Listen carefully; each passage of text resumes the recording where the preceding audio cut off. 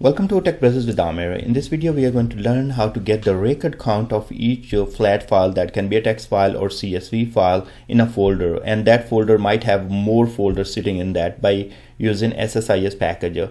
So what I will do, I will load this package on my website. So if you guys can just download from there and change your folder path from which you have where you have those all files and want to read the record counter, you don't have to create this package actually. So but I'm going to demonstrate so you will learn from it. And also I would like to say, go ahead and subscribe my channel. It's been 2014. We have only 60,000 subscribers and we have tons of watch time, and we have tons of viewership on this channel. So I would like to get to 100,000 subscribers so we can celebrate something about that too.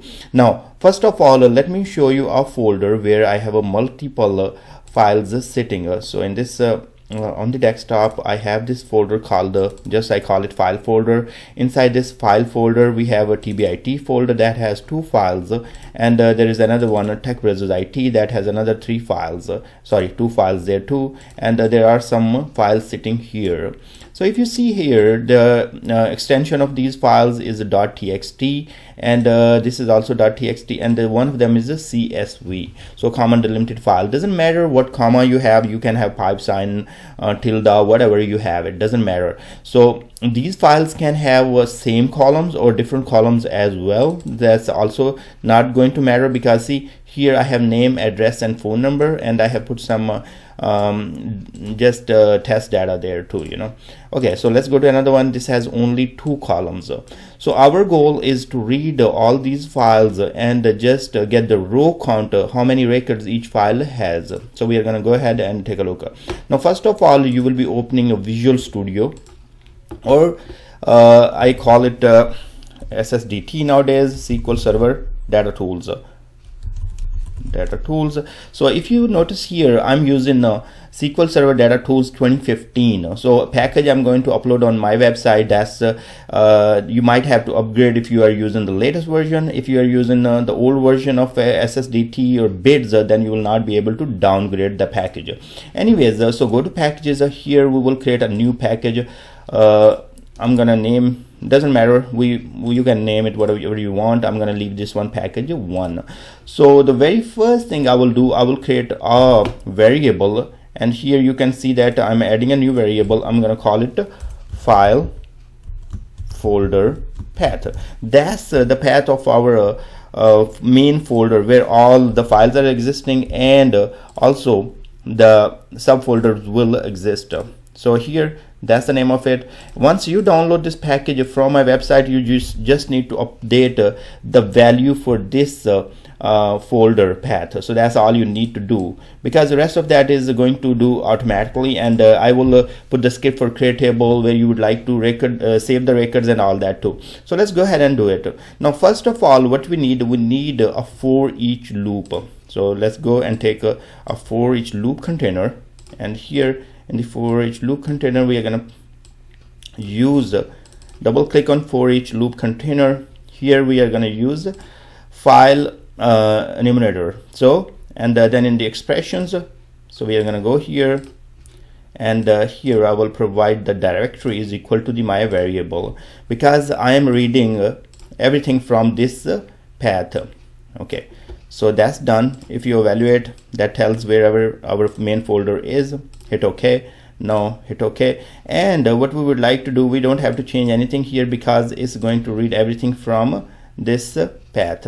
So you see right here, so we don't have to change anything here. It will be automatically reading from this variable. Okay, what type of files you would like to read? I'm gonna read all the files, because that can be .txt file or .csv file, so I don't care. I want to read all of them and get the record count for each of the file. Okay, get fully qualified path for that file. Once you read from the folder, get the entire or qualified path for the file, because I will be using that in my next task. Let's go to mapping, and here I'm going to provide or create a new variable called new variable, and I'm going to name this variable file path. Okay, so we don't have to provide any value, because that file path will be read on each time the for each loop is going to loop through that folder. Okay, hit OK, And next, go back to general, collection, and what I would like to do, I would like to also read the subfolders. So this is where I need to say traverse subfolders. That's where I'm gonna hit, and we should be all good now. Now, as our for each loop is going to read us each file path, what we need to do, we need to read the row count now. So what I'm going to do, I'm going to use the data flow task here. There could be multiple ways to do this one. You can use script task, but I'm going to use the data flow task, easy to use. So here I'm going to go ahead and first of all, I'm going to bring the flat file source. Okay. As many of you guys would say that like, oh, what's going to happen because we have different column names in our header, so that might fail. So what I'm going to use here, I'm going to use a different technique. So what I will do, I will browse to one of the file. So I can say all files, or doesn't matter. Right here I just need to select one file. So I will select any file from here, and it doesn't matter it has the same columns or then other files or the different columns, so no matter at all, you know. So you're gonna hit select one file here, and in the format you're gonna say ragged right. So now what we are doing here, we are reading all the columns with the or all the rows, and we don't care if it has a one column, two column, or it's comma delimited or whatever it is. As long as it's a CSV file or text file, we are going to read the whole thing. Each row will be considered one.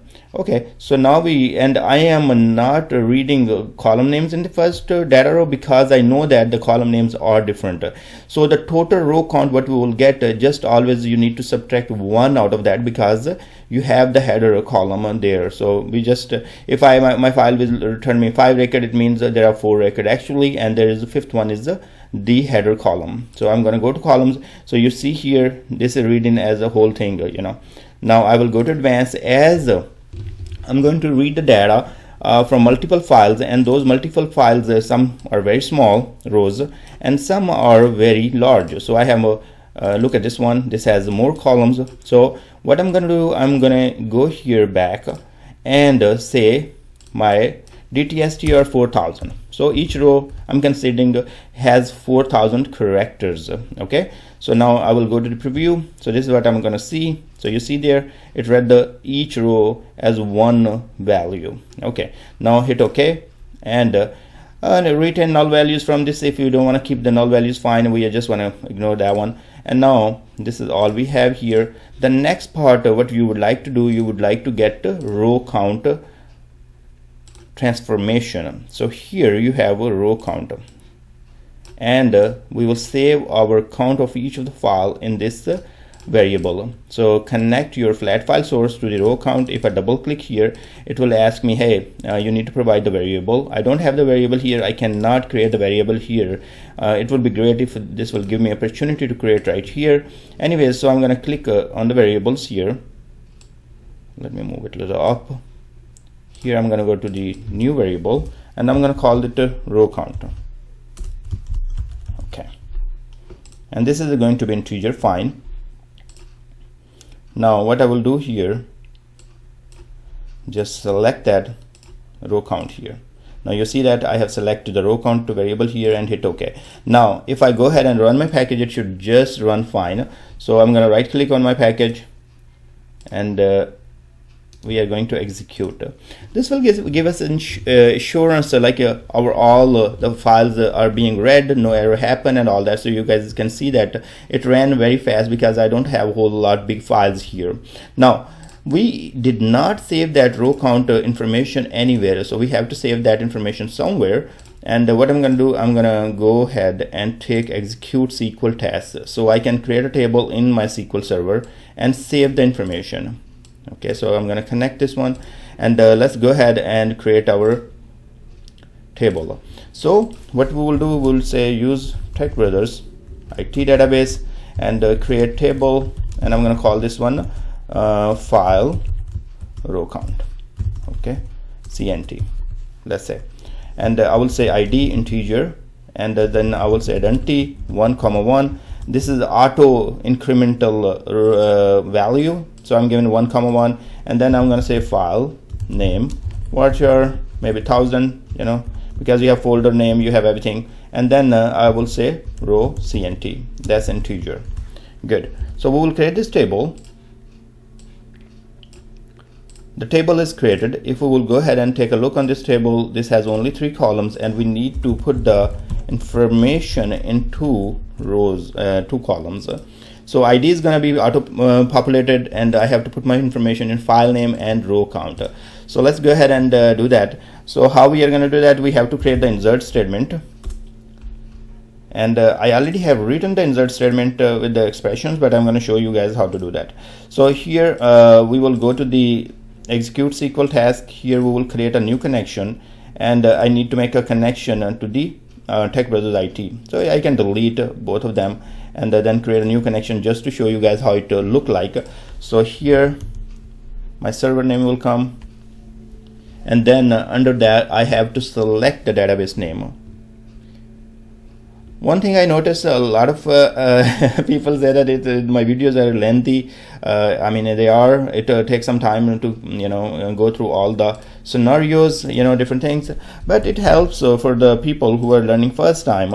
And if you are already kind of expert on SSIS and you're looking for the code, you can download this package and use it. Okay, so now in the source SQL statement, I don't have to write anything, because I'm going to just write select one, because I'm not going to use this one. I'm going to go to the sometime why I write select one. Sometime if you leave this empty, or it throw an error. So I just leave this one as a select one. This has no meaning, but it will evaluate to just true. And here I go to expressions, and then here I'm going to build my SQL statement.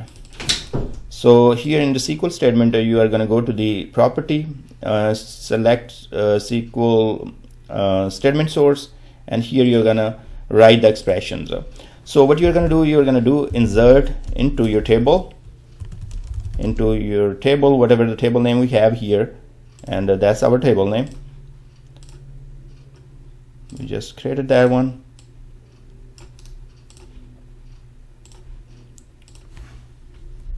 Okay, and then you're going to say in which columns. So we have file name. There are 2 columns we created. So we have file name and row count. Sorry, this is the one. File name and row CNT. Okay, so I'm just going to copy that, put it there. Row CNT. Now, and this is then you're going to say values. You have a small parenthesis there, and then you're going to close it, and you need to put a single quotes around it, because your file name is going to be like it's going to be string. So this is how you're going to build your expression. So I already have written the expression, so we don't have to waste our time here. And what I'm going to do, I'm going to show you so you can kind of read it through. So this is how it is going to work. So we will say insert into our table name, and then we have file name, row count, and values, and here we put a single quote around it, then double quote, so close this one, and then provide the value for the file path. So that's actually going to contain our folder path plus file name, and then we put single quote around it, and then I change. So I said that DTSTR, that means change this variable to the string, because if I don't do that, SSIS throw an error like invalid concatenation, or because it's trying to concatenate with this string value. So this is our row count. So that's all you have. And then we are going to copy this whole thing and paste it there. So this expression I will leave in the description. Also I will upload with the package. So row count, just I want to change the table name, because our table name was different when I was creating this one. Rest of that, because I had tested this package before. So this is the expression for our insert our row count in the table. Okay, now we are all good here. Let's go to the expression. You can evaluate it, and it looks good. Hit OK. All good. Now if we go ahead and run this package, let's right click here, execute package, and see what happened. Okay, it is writing, so you guys can see that. Now let's go to the table, select that, and see what happened. File row count. sorry, that's a different table. I just messed up.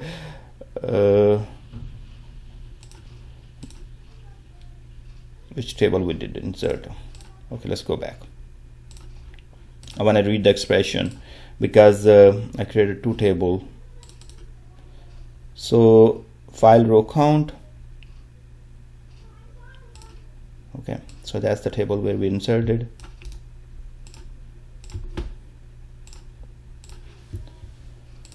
Okay, so yeah, you see there, that's correct. But what happened? We have selected a master database. So it was supposed to be in our TechBrothers. So if you're here, so this is the table.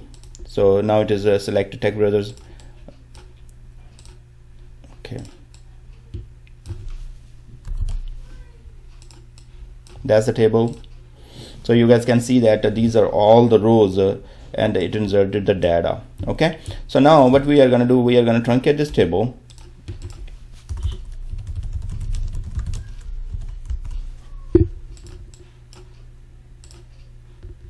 Now this table doesn't have anything, and what we are going to do, we are going to rerun the package and see what happened.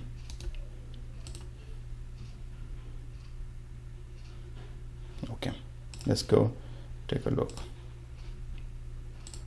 Okay, all of these are row 4s because but the file names are different. So tell me why. Because this is every time our for each loop is executing, it is getting a new file name, but we are reading from the same file name. Why? Because in our flat file connection manager, we have not changed the connection string to the variable. So it is right now, it is solid to the one file. So this is where it is written.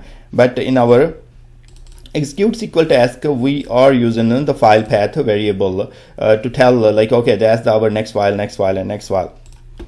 So what I need to do, I need to go to the flat file and go to expressions here. So go to expressions, and here I'm going to go to the connection string.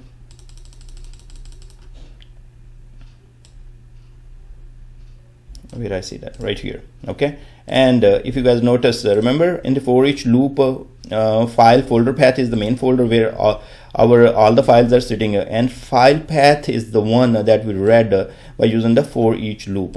Okay, so we are going to use that variable. So now every time new file comes, it's going to read that file instead of reading the same file over and over.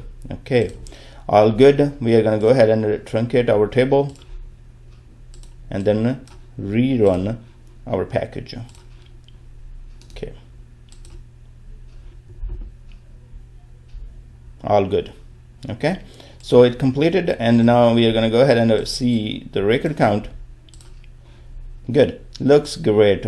Now this is how it is going to look like. So you have the file name, so folder names come with it. If you want to just extract the file name, you can always use this different functions such as reverse and index, char index and all that, and find the last backslash and just extract the file name from there. So I'm going to just leave this one as it is.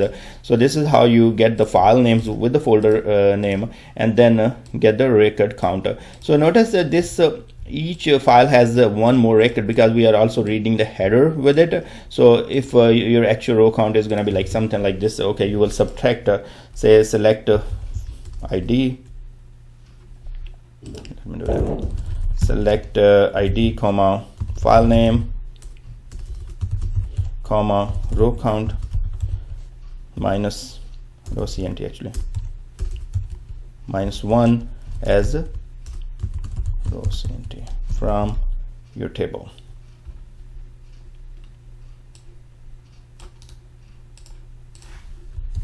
Okay, so that will be your actual row count, because there was a header, and we know that we are also reading header as when we selected the ragged right type in the file, and we said okay, read the header as a part of a file, because each file has a lot of different columns, and we can't really say like, oh, let me read the first column as a header, because it's going to throw us error. So we read the whole row as one row, header including header, and add them, and then header rows is a part of the record count, so we subtract 1 out of that, and that will give us the actual count.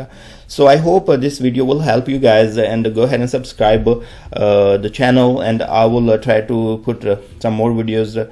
Those can be helpful on daily life. And thanks very much, and please find the link in the description where you can go ahead and download this package. And the only thing you will be changing when you need to execute in your environment, changing the path for the variable, so file folder path, that's all you will be changing. The rest of the package is going to stay same, and you will create the table first, and then also change this connection to your database. So instead of TechBrothersIT, you will be changing to your database connection wherever your server and database is. So thanks very much. See you guys. Bye.